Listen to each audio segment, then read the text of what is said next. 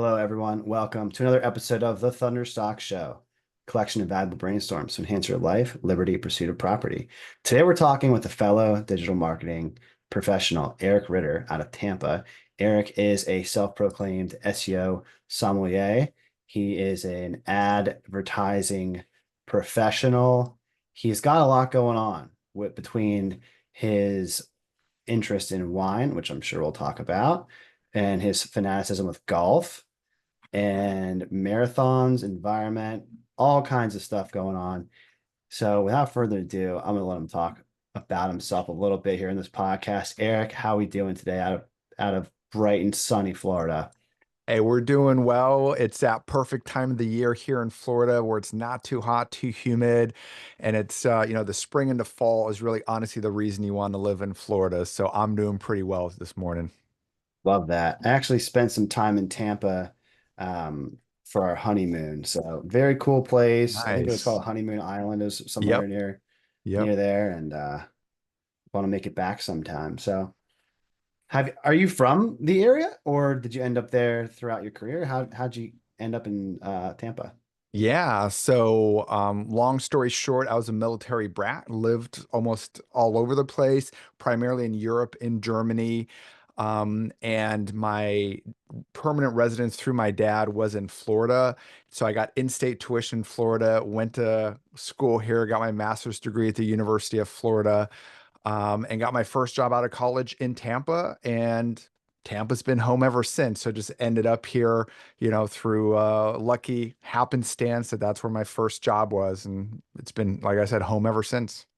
So when you were moving all around and you going to school, what is it that you wanted to do with your career? Did you know from an early age that it was between marketing, advertising, that field, or did you kind of stumble into it? I would say I kind of half knew it, half stumbled into it. So the one thing I really enjoyed in high school, middle school was the AV club, which dating myself here was more a little more rudimentary than today. It was like a big deal that we actually got a computer to edit on. I still remember that in high school. It was like an Amiga something computer. So we were out there. We were the kids with these big cameras shooting school events, shooting things that were happening, taking back them, editing. So I always thought that's where I'm going to end up in kind of more creative field with videos. Along with that, also always enjoyed the kind of the more nerdy computer stuff. So I would build my own computers. I would program things, back then in BASIC, Turbo, Pascal, Delphi, and then found my way into HTML, CSS. So always kind of enjoyed that along the way, kind of that more technical side, but also shooting things like, as I said, part of the AV club. So when it came time to go to college, I was just looking at the different courses and somehow found my way into advertising, right? And looking back at it, I think that was the right move because you hear so many people like, hey, I got my degree in English or I got my degree in whatever, and I need to, or in design, and I need to make money. So I found my way into advertising to make money where I was lucky enough to kind of fall into it. And I'm only half kidding when I said I literally was on the university's website scrolling through the majors, and somehow in the drop down there was advertising, which perked my interest. I'm like, huh, that might be interesting, and started taking advertising courses, and that's how I found my way into it. Wild. So you've got the trifecta here between the technical with the coding and with Yeah. the hardware, and then finally into the more soft science of marketing advertising. That's pretty cool Yeah. background. Thank you. What was it like when you started? Did you just when your first career move, did you have something in mind that you really wanted to do, or was it more like the company that you had the opportunity with, and you like how was step one going from school to the marketplace? Yeah. So coming out with an advertising degree, I knew I wanted to work in an ad agency. That was my goal. And I wanted to work on what's called the account planning side. So the account planning is where you are looking more at the target audience, the consumer, because traditionally in an ad agency, you have the creative department, you have the media department, you have the Mhm. account management department. And those are the three departments. And I took a course in college called account planning, which was the field where basically now we might call like more a strategist, someone who actually cares about the consumer's voice and what the consumer thinks, right? Mm, And so the advice was given to me coming out of college is you're not going to find account planning in an agency. So what you want to do is go into account management as a very with a very strong account planning kind of angle on it, right? So that you're bringing that knowledge. So that was my first kind of job. I got into an agency in Tampa. Lucky enough, they're still around today. They're growing. Shout out to PPK. A lot of big accounts at the time. The local baseball team, the Tampa Bay Rays, go Rays, right? Circle K. Was a client, Tires Plus, Bridgestone, Pirelli. So a lot of kind of bigger brands I could kind of cut my teeth on there. But it was more of a creative agency, is what they were. So I saw a lot of kind of that, the back end of how, the sausage is made and great creative comes together. man, it's cool that you got to work on some of those, hometown hero type brands right out of school. And I totally agree. Going right out of college into account strategy is a pretty big lift for entry, but where you started, I think you get people talk to me often and they're like, what are some of the ways to get into marketing or to get better at strategy? And the simple answer that I usually share, and I want to hear your take, is talk to clients. Like figure out what your clients are looking for. There you can read all the books you want and go to college classes, but until you actually interface with the person who's buying the marketing services, it's really tough to get that sense of empathy. And so it's cool you started around, that focus point.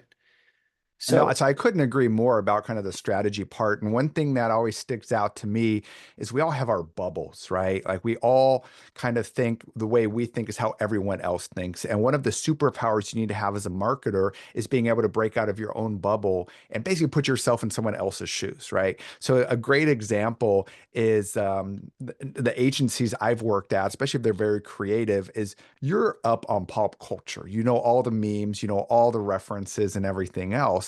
And so a lot of the ad creative would include like something very, pop culture reference, and everything's out of my mind. I can't think of one right now, but, just any kind of reference there, or, maybe one is like everybody uses an iPhone, everybody uses a Mac computer, right? Because you do in the agency.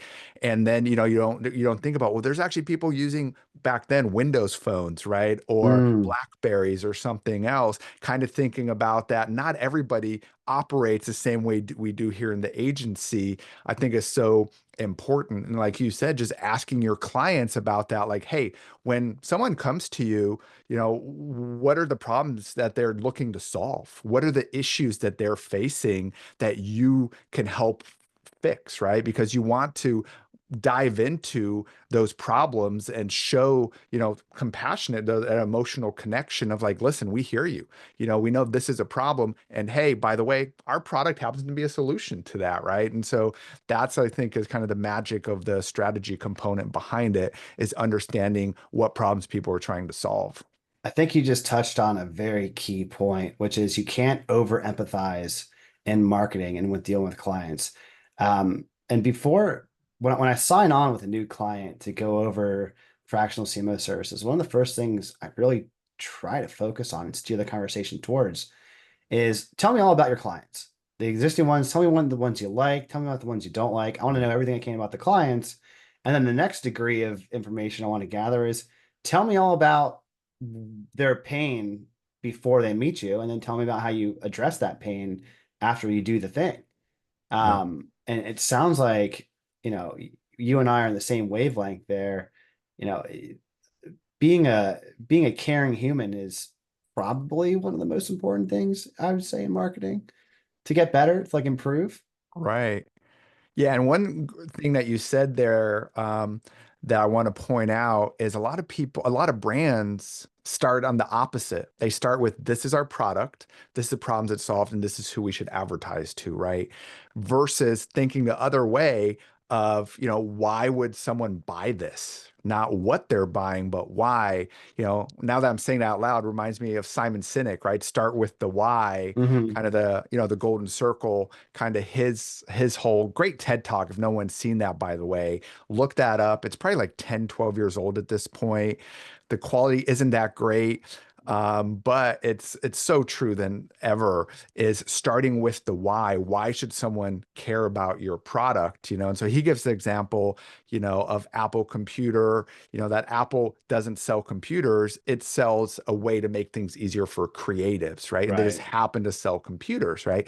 And that's where you want to start, is understanding what that why is versus, what we're selling. Just like you said, when you engage with a new client, is sure, you have a product, but we need to understand why people are buying that product. What are your best customers? What's bringing them to you, so that you can then successfully execute any kind of marketing campaign. Totally agree. I also think that everyone listening that in any shape or form wants to promote something should listen to that 10 to 12-minute TED Talk. I would argue once a year. It Yeah, stands the test of time. it And does. and the other thing is, it's just so along this line of thinking, is that brands, every company wants to be interesting. They want to be perceived as interesting. But I found that the people that are the most successful at being perceived as interesting come off as interested. They're Mm. interested in the thing and solving the problem, understanding the people they're helping. Like, when you're interested, you're more likely to have a reciprocal thing. It's a two-way street. So I totally agree with that sentiment. And it gets me to my next question, which is, you from the start of your agency career till now, I mean, you kind of entered in the marketing industry with a wide set of skills. What are some of the projects that you've done while you were in corporate that really told you, hey, I can do this on my own? What are some of the milestones that got you to take the entrepreneurial leap? Yeah. So it's not even big projects, it's a lot of the little things, right? Mm. So I very vividly remember, I was at an agency. It was a digital web design, web development agency, right? So that was their primary function. Marketing was more of an afterthought. So they focused on that, and I did a lot of the client facing things, right? So as the marketer, I was the one who would communicate things, etc. And I remember from several clients, I would get the phone call where they were questioning their invoices and bills because they were getting charged for every single phone call, right? And Oh, so it was a wow. 5 minute phone call, but the minimum increment was like 15 or 20 minutes. So for a 5 minute phone call, they were getting billed for 15 minutes, right? And so that's so ingrained in my head that nickel, it felt like nickeling and diming, right? Like as a human, I really emphasized with that. And I'm like, man, that's just not okay, right? Like if they just pick up the phone, they're a client, why are we charging them for this? And so that was, kind of that beginning of kind of the facade cracking a little bit in my head. It's like, I want to do something different than that. I don't want to nickel and dime people, right? And then at another agency, it was very much that one solution for all, right? No matter what your problem is, you're going to get the same exact solution, right? We have this solution for you. Oh, you need more leads? No problem. You need more sales? No problem. You need whatever, we got the solution for you. And so it was a very sales driven organization that, in my opinion, just had too many salespeople. And so they're out all over the place, just selling, selling, selling, even if it's not a great fit, because, and I don't blame you, you're a salesperson, that's your job, right? You're going to sell it, even if they're not a great fit. And so then I would come in, they'd come to me for fulfillment, and I'm like, this isn't a great client for us, right? Like this is a women's clothing brand, right? Like I've never worked with a women's clothing brand, Mm. and we don't, we're not really built for, helping a clothing brand grow. We're just doing some simple SEO stuff here. They need social media, they need remarketing, they need email, they need, all the drip campaigns and everything. And so those were kind of the small steps there. And then I would say the biggest trigger for me was Gary Vaynerchuk, listening to a lot of Gary V about his hustle and grind, right? And so during my journey in corporate, I would always have people asking me, "Hey, Eric, can you help me with my SEO? Hey, Eric, can you help me with my website?" And I would say, "No, no, I got a full-time job," right? I was like, Mm. I'm a very monogamous person, right? Like if I have a job, that's all I'm doing, right? That's where my full focus is.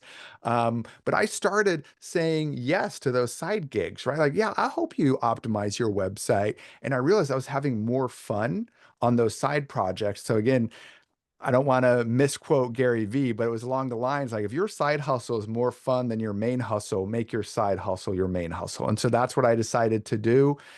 Cut off that umbilical cord of my full-time job. And my agency, is up and running and never looked back. It's really cool to talk to people that can start their business because your agency's been around nearly 10 years, right? It started in Yeah. 2016. Yep. So, I think it's something like only 25% ish of businesses make it past five, and you're already at past double that.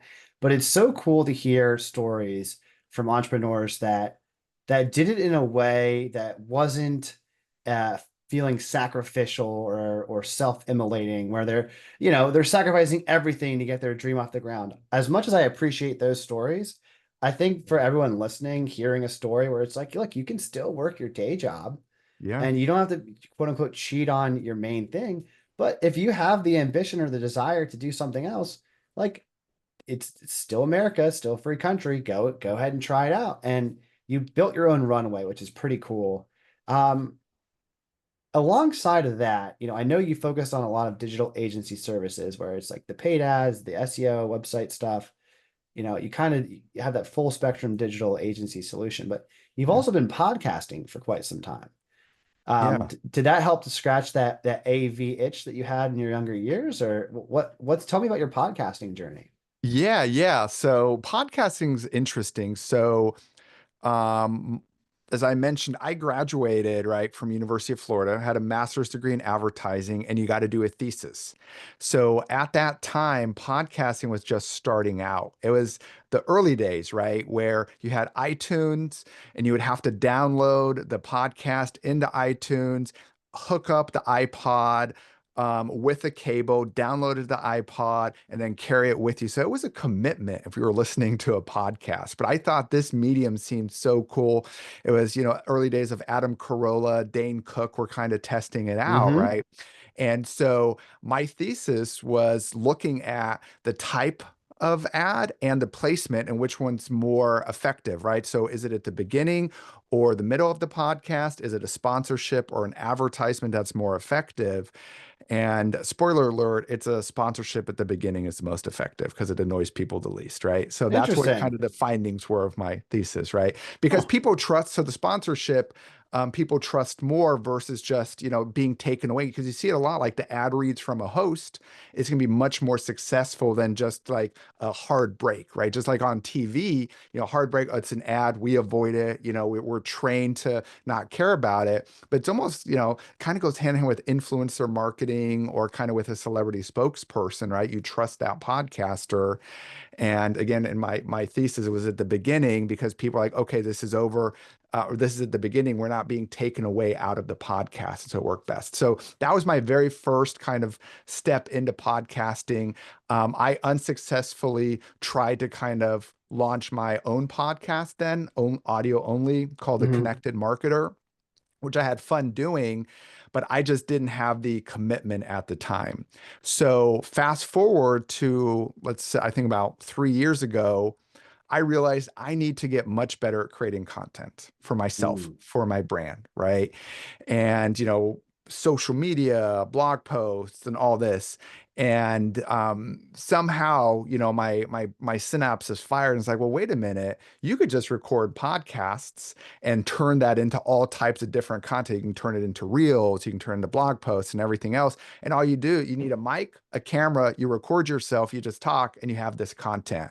So that's kind of what got me into podcasting is because, this is what I live for, Ross, just talking to someone else, just having fun, right? Just having a fun conversation with someone else. And yeah, so the AV itch kind of helped a little bit there, but I would say it's primarily, it was more my need for creating content, and podcasting was the easiest way for me to execute that.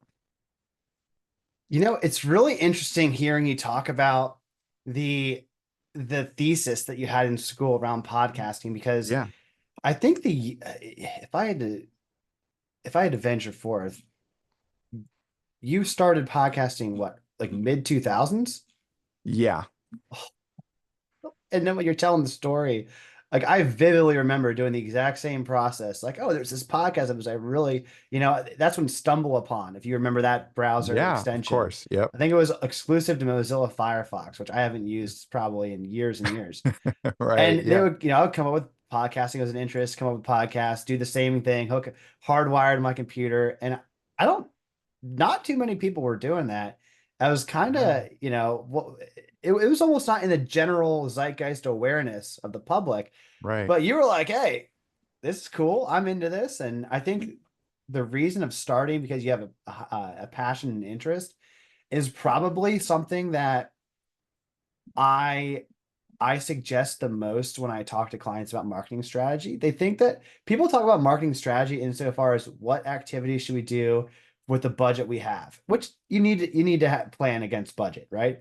But when Sure. I talk about strategy, it's like, all right, it's you also have to consider time. Like how much time are you willing to invest in doing a Right. thing for you to Yep. get an ROI? But most importantly, energy. Like, do you like doing this? And if the answer is no, then it doesn't matter if it's fit the budget. It doesn't matter if you have the time capacity. You probably won't stick with it, and you probably won't have that internal motivation to improve continuously.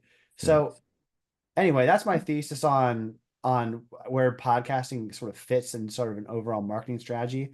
But your story makes me think, man, you started like way before it was mainstream, right? Because if you look at the media mix, this last election, not to get political, don't care either way. That's not what the show is about. But if you look at the budget, right, it was like something insane of almost $2 billion of spend for the campaigns. Yep. That's enormous, like quite a bit of budget. But then you Yep. see that a lot of it was spent on earned media and being a podcast guest on some of these shows. And, I think the statistic at the time was that Joe Rogan's one podcast, like the top podcast, he probably started around the same time you, just for fun. Yeah. Like just at his, I think he was using like his MacBook and some crazy filters for the original episodes. Yeah. Nothing crazy, but I'm pretty sure it gets like 10x the views on a monthly basis than some of these major corporate networks. So, Right. what are some of the things that you've seen in the evolution of podcasting that you might go look back and say, would have called that in the early days? No, so great points there. And two things that kind of came up in my mind as you were talking is, number one is, I forget who the author is, but there's this book from probably 2007, 2008, called The Long Tail, right? And Hmm. so The Long Tail was about kind of this fragmentation of the media landscape, right? So I'm not going to get into the full history, but we started off with one or three networks of television. That's media buying was so much easier, right? So you're like, hey, which of these three channels are my ads going to run on during the show? And so that eventually, in the book, they're talking about, hey, kids these days would rather watch an anime on YouTube or watch someone play Madden on some streaming service than watching network TV. Right. Now that generation is money spending consuming adults, right? So they were raised in that fragmented media landscape where you can, again, watch some weird, not sorry, not weird, some niche Yeah. anime from Japan, right? That I've never heard of before. And it can become, very popular because they have access to, you have access to so many different things. And so podcasting, I feel like, is kind of going in that direction now. So I was listening to podcast the other day, and there's an ad for Steve Buscemi has a new podcast coming out, Mm. Amy Poehler, right? So it seems like it's that next step for all the even celebrities of getting out there and getting their message out and interviewing people, et cetera. But back to your question, Ross, kind of, those evolutionary steps, I think is I was very worried about podcastings during COVID, right? Mm, Because it's like something that was consumed during the commute. It was something, that you're just like radio, right? yep, Like, yep, yep, hey, yep. we're working at home now. Why would I listen to something for whatever 30, 60 minutes at once if if my commute is from my bed to my desk, right? So, yeah, here we are, and it's stronger than ever in 2025, 5 years later. And I think a big part of that is just the fallout of the fragmentation in the media landscape, people wanting to consume what they want to when they want to consume it, right? And a podcast is just that. I don't have to hook up. We're going to keep talking about it. Hook up a cable to my computer. I have my phone right here. My podcast is going to be downloaded here at any time I get a notification, and then I can choose to listen to it, right? And it's just so simple. So just making it available, whenever you want it, I think is a big part of it. And then also, um, people feel that it's more authentic than, like you're saying, like big corporate whatever. So we haven't touched on it, but I also teach at the local university here, University of South Florida, USF, and I teach digital marketing. And it's so mind blowing to me because I learn more from the students than they learn from me, right? And so I think Wild. 2 years ago is when they first were talking about the college students, that they don't use Google anymore for any searches. It's all Hmm. TikTok, right? Like, I'm looking for a local ramen restaurant in Orlando. I'm going to look on TikTok, not on Google. And my mind was blown. Like, why would you do that? And like, well, we don't trust Google. Google is a big corporation. They're trying to push that down our throats. Where if I go on TikTok, I'm connecting with a content creator, right, who I trust more and believe more than just 10 blue links on some Google results page, right? Hmm. And so I think that's, part of podcasting as well. That pivot is, I trust someone on a podcast more, who's talking about whatever versus, just the newspaper or whatever where we used to get our information from. Man, you made a quote about teaching that just like I need to dig a little bit deeper into, Yeah. double click on it, if you will. Is Yeah. when you say you learn more from your students, Yeah.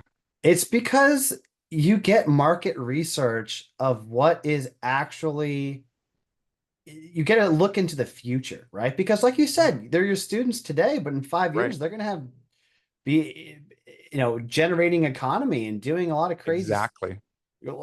crazy cool innovative things. And what's your teaching today is what they're going to create the future of tomorrow. And that point you made about TikTok as being a search engine, Eric, I, I'm gonna have to just tell you, I got some confirmation right there, from one of my thesis, which is, hey, I grew up on SEO. Like when I started doing my career, it was SEO. I was like, the efficacy of this is great. The Yep. return was great. You can see some really tangible business results.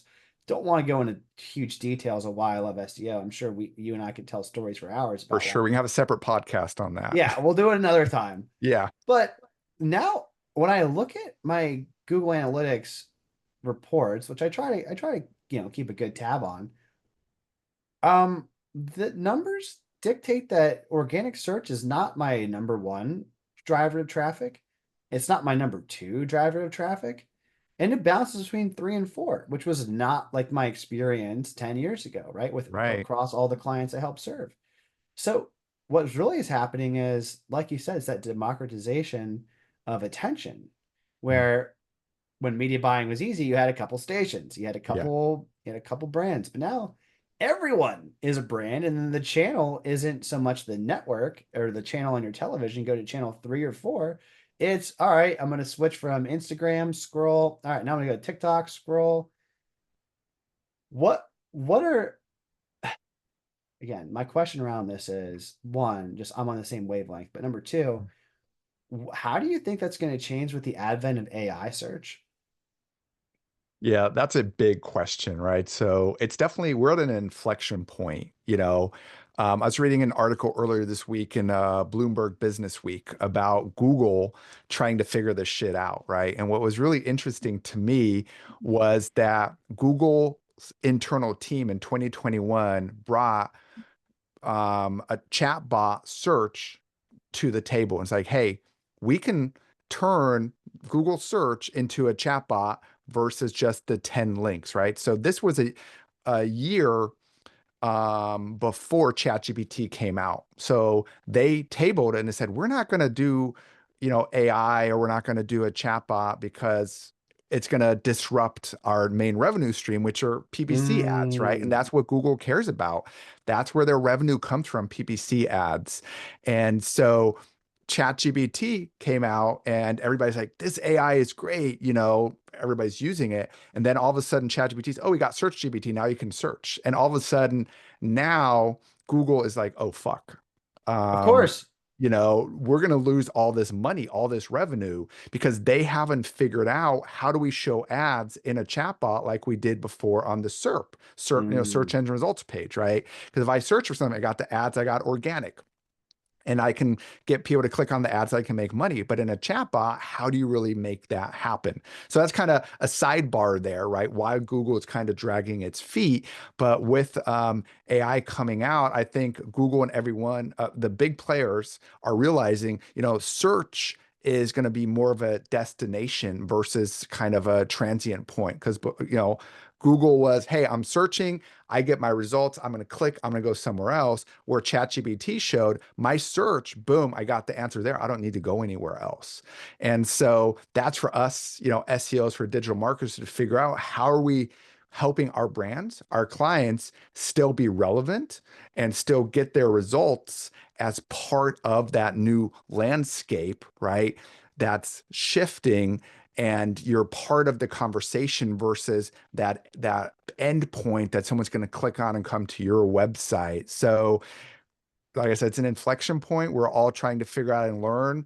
Um, but also this week, by the way, so it's two articles this week I read that are fantastic. I definitely recommend to everyone. One was in Bloomberg Business Week, one was in the Wall Street Journal, and their tech reporter was saying, hey, I left Google. It was kind of clickbaity, right? It's like, I left Google, I only use ChatGPT. But then you read it and she says, well, Google's still better for this. But one great point that she made is, if you do a e-commerce search, right? If you're searching for a product on Google, you got a whole bunch of ads.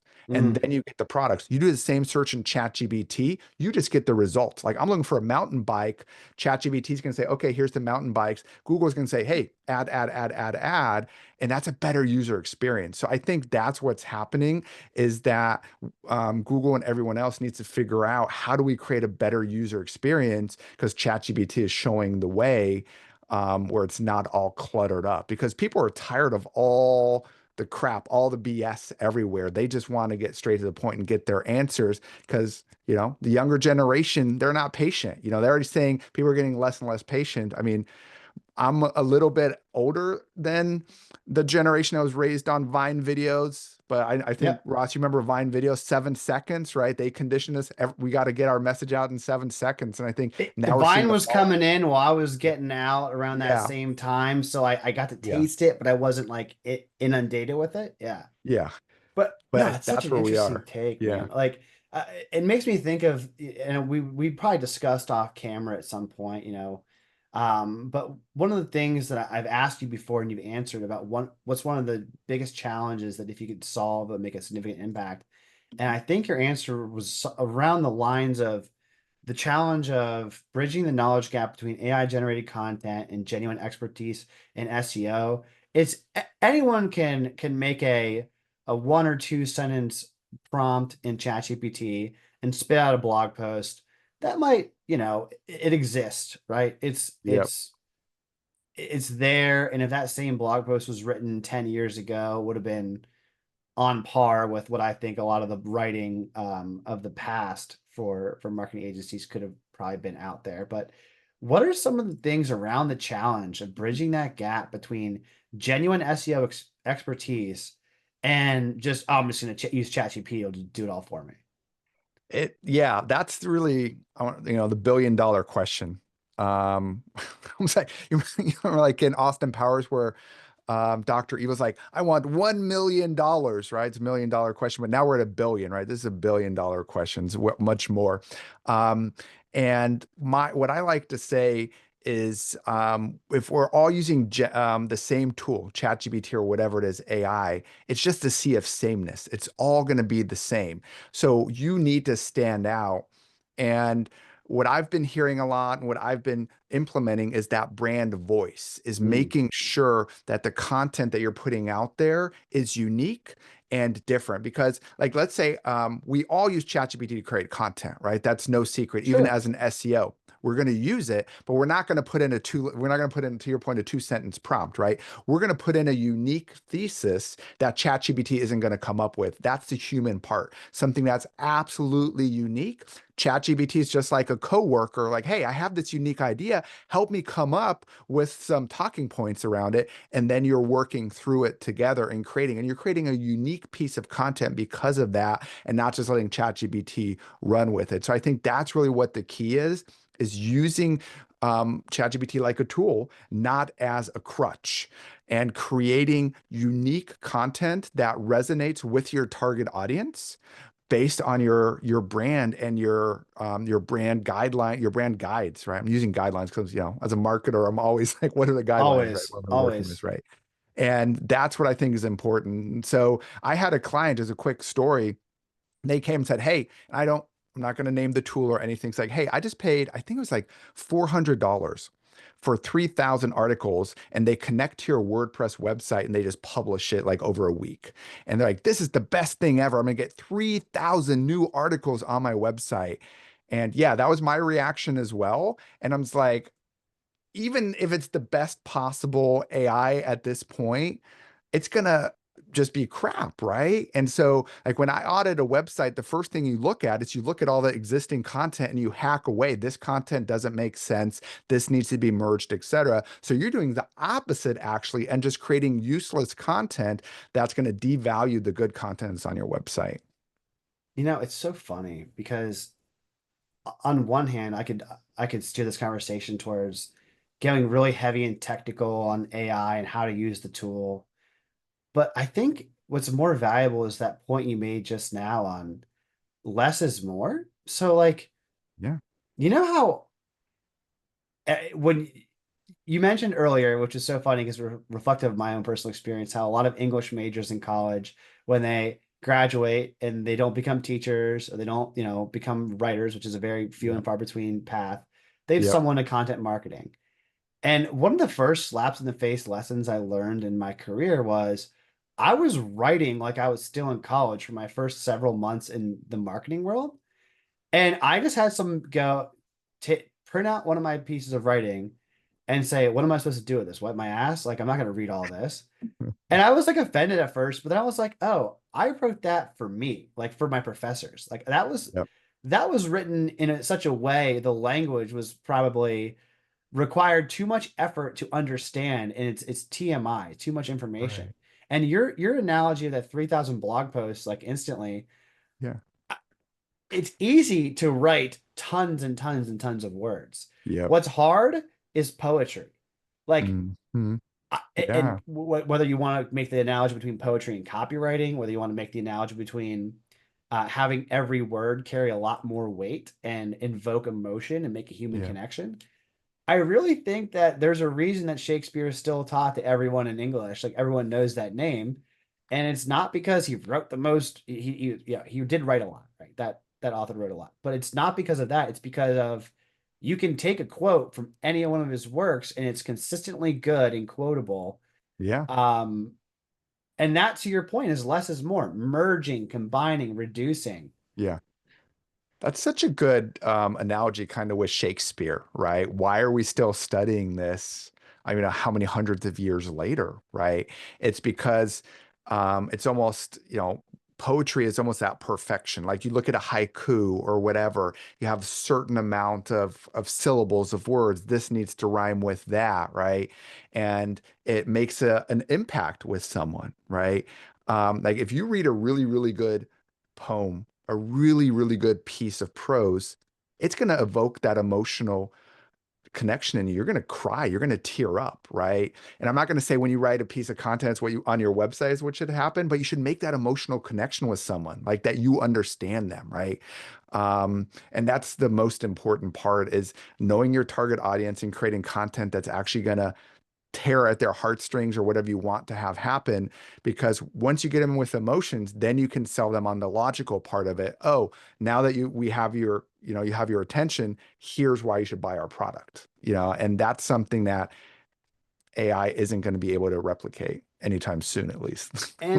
And you made mention of two people that I had the luxury of seeing speak in person. Simon Sinek, Gary V was at Inbound HubSpot's conference, and Gary was the keynote. I was 20 feet away, and at that time it was That's the awesome. peak of like crush it and jab, jab, jab, right hook. Like I'm sure you're familiar with all those words. Yep. And if anyone out there that's not familiar, I would say any of his books from the mid-teens, Yep. read them. They're still relevant. I mean, the way he thinks about marketing is still super relevant. But to your Absolutely. point, it's almost like going against the grain is the way to stand out and make your voice. So he was one of the first people that was just unabashedly using colorful language. And he was one of the first, I would say, incredibly successful investors and entrepreneurs that like broke the mold of this B2B idea that emotion is weakness and you should play like a poker player and you should be the stoic Yeah. all the time. Like like Gary, you never have to wonder if he's into it or not into it, if he's excited or not excited, if he believes it or doesn't believe it. It's not even the words he says, it's how he says the words. Yeah. And I think for storytellers out there, this is something that I really want to expand upon more is, B2B, if you think about LinkedIn, you think of a professional headshot wearing a suit and everyone, a lot of the post nowadays you can tell it's ChatGPT. But even before ChatGPT existed, there was like this formulaic, like Yep. structure to it. I think Yep. Gary Vee just takes that and flips it on his head. It's like if you want to stand out in business, you got to be a person. Um, so what Yes. I want to tie the Gary Vee thought into your SEO sommelier because for those of you that aren't familiar with Gary or nearly as much as Eric and I, Gary started out working in his father's liquor store in like northern New Jersey, Yep. doing wine YouTube videos. And at first, people thought he was crazy. His friends and peers shit on him. They're like, "What are you doing? You're just talking yourself into a camera." And then he stayed consistent, and that was sort of the foundational, expertise. Like I don't even know if Right. you would call that podcasting or vlogging, maybe vlogging. Blogging. Yeah. But like, what are some of the, tell me about your unique angle of the SEO sommelier that you've kind of carved out for yourself. Yeah, before we jump into the SEO Summit, I just wanted one more thought on Gary Vee that's a little unrelated but related to what he did. What I really respect is I still remember that he talks about having goals and how important it is to have goals. And he came just out and was like, listen, my goal in my life is to own the New York Jets because I'm a Mm. huge New York Jets fan. I want to own the Jets, right? And you just look at that at face and like how audacious that is. Like, why, how would you ever say you want to own a football team, right?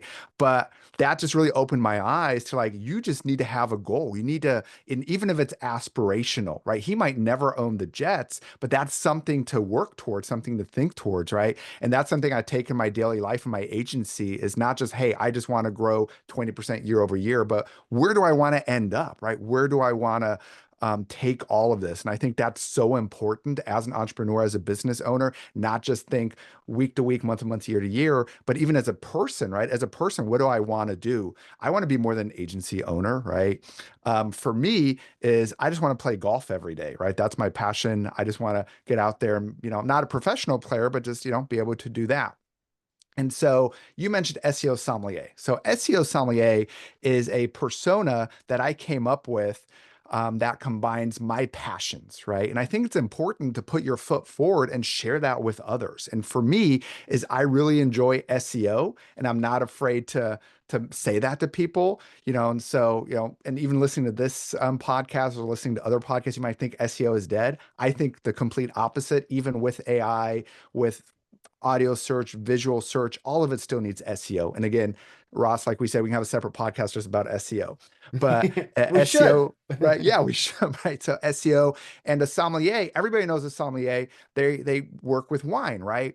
And their job is to really know every little aspect of wine, right? Where it was grown, what kind of minerals were in the ground, how much sunlight it had during the day.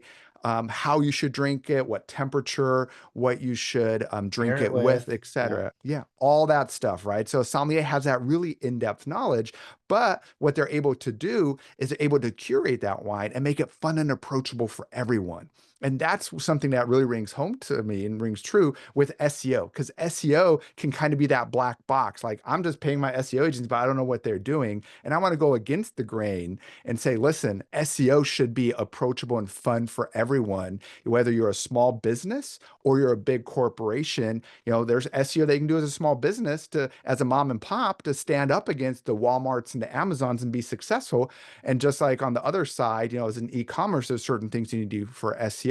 So I came up with a persona that combines my passions of wine and SEO, and that's part of my podcast, where I have the persona, the SEO Sommelier, and then I'm bringing up or I'm launching a new in-person sip and search event here in Tampa, where we're going to do wine tasting with marketing.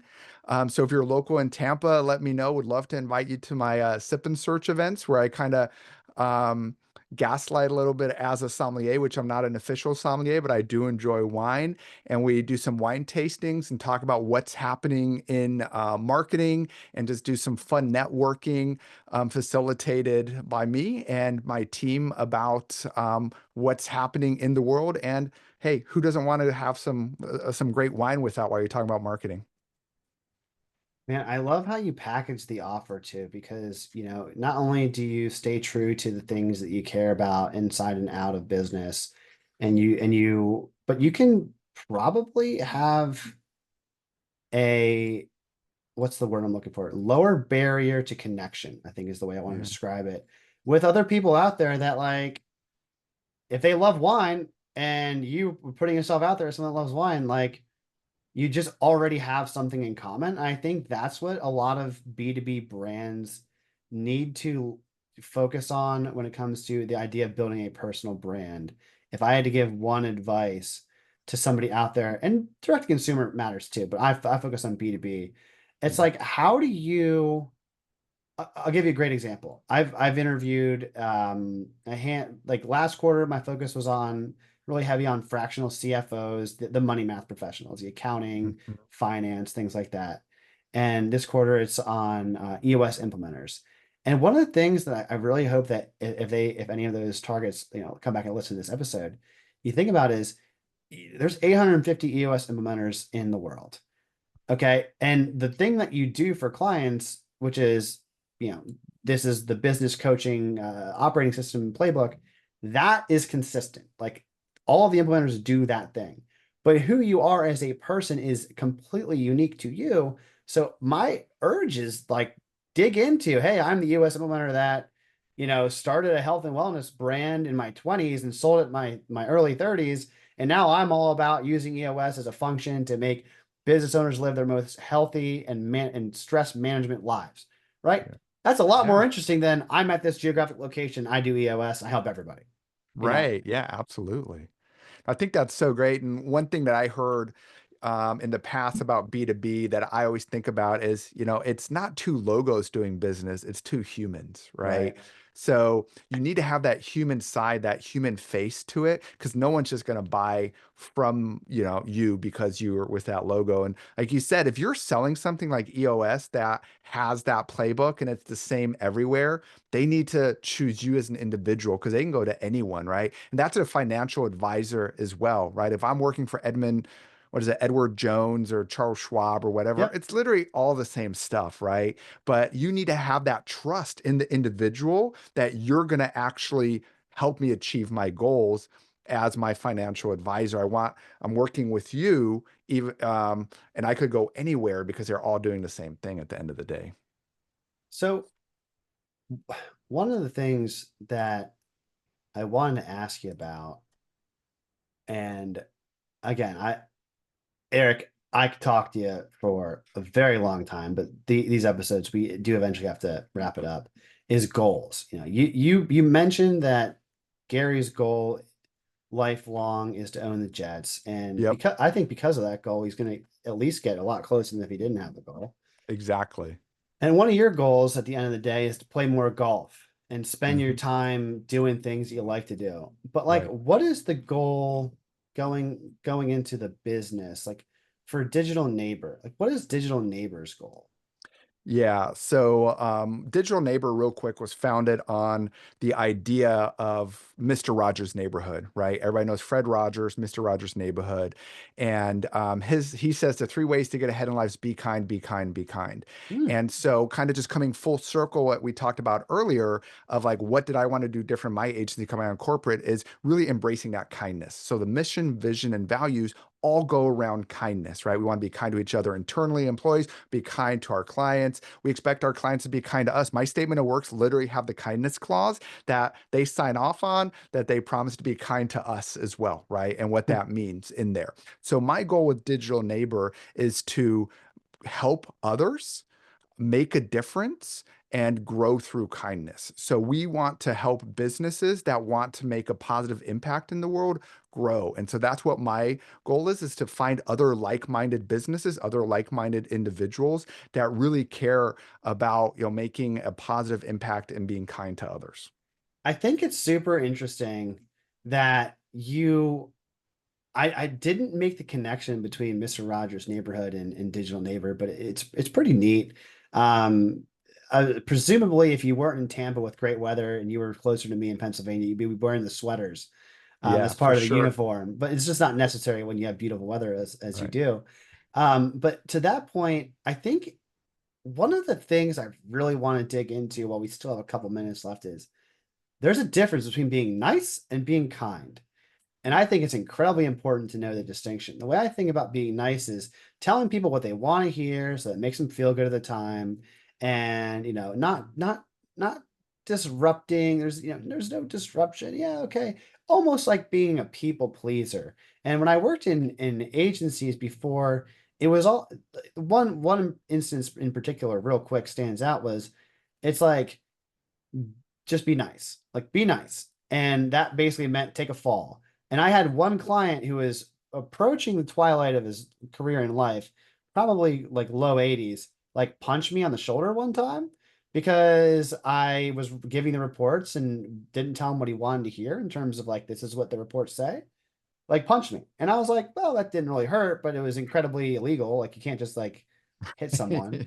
And when we had an internal meeting, it was like, oh, well, you're fine, brush it off, who cares? And I'm like, you know, you're just cool with me getting punched? Like, that's not kind. I mean, I guess No. it's nice to like let it go and oh yeah, nothing wrong here. So how do you differentiate your mission statement with being kind with just that maybe the other side of the coin, which is just like being nice?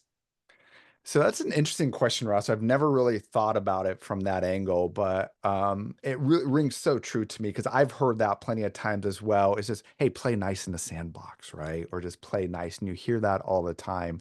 And for me and for us, what the kindness really means is just being empathetic and understanding also other people's point of views, right? So just as an example, a tangible example for us, right? We're emailing a client every week, every day. We need to get feedback on this blog post to get it posted, right?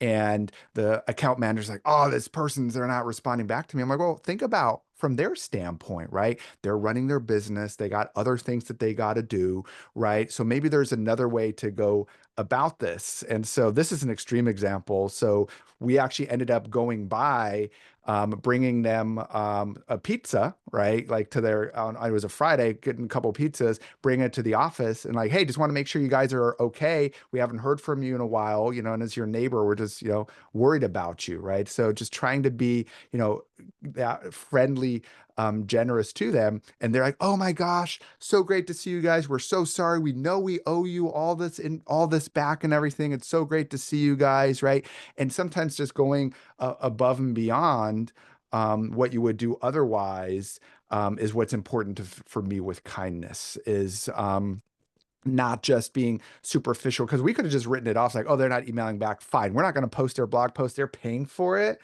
but they're not going to get it done. Right. And it was a legal Mm. client. So we couldn't just post it. Right. Because it was like, we can't just put that on the website, and just showing them that we care and kind of that act of kindness paid dividends, right? They're a client to this day, and we have a great relationship with them, is because, we went kind of above and beyond, kind of understanding what they're potentially going through versus just kind of looking, kind of that's one of the, I think, one of the recurring themes here, thinking outside of our bubble, right? Of kind of, how others kind of go through the day as well. Yeah, and it ties back to the theme of how do you stand out and how do you make your business, whether it's in search, whether it's in making creative, whether it's a podcast. It's like it's how are you remembered? And if you're remembered as the person that, dropped by with lunch and said, "Hey, is everything okay?" You know, Yeah. the- there's no amount of technical tricks or AI solutions that can replicate a friendly neighbor. So, Yeah. I um, mean, a- just real quick, that's my pro tip to everyone listening is you don't need to have a solution. You don't need to figure it out. People really just want to know you care. That's really what it is, right? Whether that's an email, right? Of like, hey, we see your traffic's down, your leads are down, but don't worry, we're working on it. That's all they want, right? They just want to know that you care enough to reach out and know that, you're taking care of it. So to your point, AI, maybe you can, program that in there, but you still need to tell it to do that as a human because it's not going to think of that on its own to really show the client that you're there for them. And AI's function is to be nice. Their function is to try and serve you an output that is that it Yes. thinks it will like for you, but it Yep. lacks the empathy to then predict what giving you a result or an output that with your understanding of the person and where their emotional state is and their circumstance, like it AI lacks empathy today, and Hmm. Eric Ritter, a digital neighbor, does not. So the last question I have for you, not super deep, is Eric, where can people listen to your podcast, follow you on social media, check out your website?